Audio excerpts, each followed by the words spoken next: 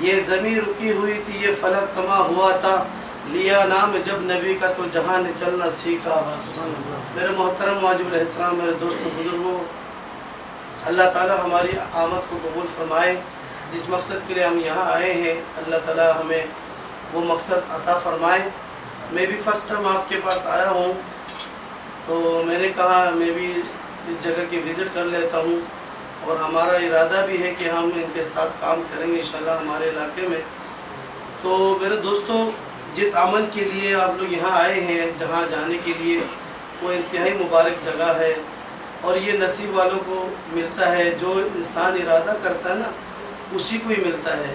اب ہم یہاں آ کے یہ ارادہ کریں گے نہیں مجھے صرف پیسے چاہیے، تو آپ کو پیسے مل جائیں گے، کیونکہ آپ صلی اللہ علیہ وسلم نے فرمایا انما الاعمال بالنیات، اور دوسری جگہ ارشاد فرمایا انما الاعمال بالخواتم لکل امرئ ما نوى۔ بہت سارے حدیثیں نیت کے بارے میں حدیث مبارک میں موجود ہے، جس کی ہم نیت کریں گے ہمیں وہ چیز حاصل ہو جائے گی۔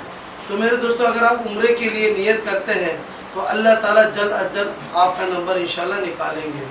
تو میرے دوستو، عمرے کی فضائل بہت زیادہ ہے، اور یہ تو ان کو نصیب ہوتا ہے جو اللہ سے ہر وقت دعائیں مانگتا ہے، نماز کے بعد، تنہائی میں، تہجد میں، نوافل کے بعد، سنت کے بعد، اے اللہ مجھے عمرہ نصیب فرما، حج نصیب فرما۔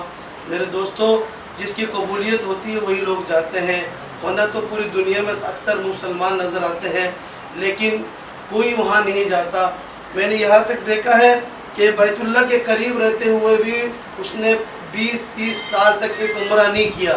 ایسے بھی دیکھا کہ حج نہیں کیا، کیونکہ ان کے دل میں نیت ہی نہیں ہے، وہ تو پیسے کمانے کے لیے گیا تھا۔ وہ تو سعودی عرب میں اس نیت سے گیا تھا کہ میں پیسہ کماؤں، ریال کماؤں، تاکہ میں پاکستان میں اچھا گھر بناؤں، بنگلہ بناؤں، گاڑی لے کے گھوموں۔ تو اللہ نے اس کو وہ دے دیا جس کے مقصد کے لیے وہ گیا تھا۔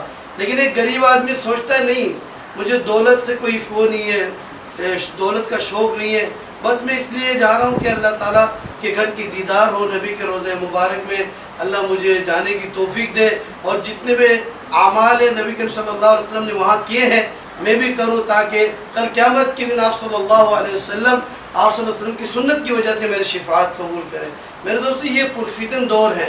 نبی کریم صلی اللہ علیہ وسلم نے فرمایا فتنہ کے دور میں جو نبی کریم صلی اللہ علیہ وسلم کی ایک سنت زندہ کرے گا اس کو 100 شہیدوں کے برابر ثواب ملے گا۔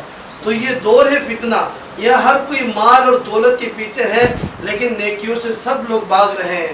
تو اگر اس فتن میں اگر ہم نیکیوں کے لیے سوچیں گے تو اس میں فضائل ہی فضائل ہے، نیکیاں ہی نیکیاں ہے۔ تو میرے دوستو، آپ لوگ آئے ہیں ماشاءاللہ، مجھے بڑی خوشی ہو رہی ہے۔ ہم بھی آپ کے پاس اس لیے آئے کہ آپ کو دیکھیں اور اس پروگرام کو دیکھیں۔ اللہ تعالیٰ ان کو دن دگنی رات چگنی ترقی نصیب فرمائے۔ جس مقصد کے لیے گامزن ہے اللہ اس کو پورا کرے۔ میرے دوستو، فضائل انتہائی زیادہ ہے، جیسے کہ وہاں قدم قدم پر نیکیاں ہے، قدم قدم پر۔ سب سے پہلی بات، آپ وہاں جیسی انٹری کریں گے آپ کی پہلی نظر جب بیت اللہ پر پڑے گی اور آپ جو دعا مانگیں گے، سب سے بڑی فضیلت یہی ہے اللہ آپ کی ساری دعا قبول فرمائیں گے۔ میرے دوستو، اس سے بڑھ کر اور کیا چاہیے؟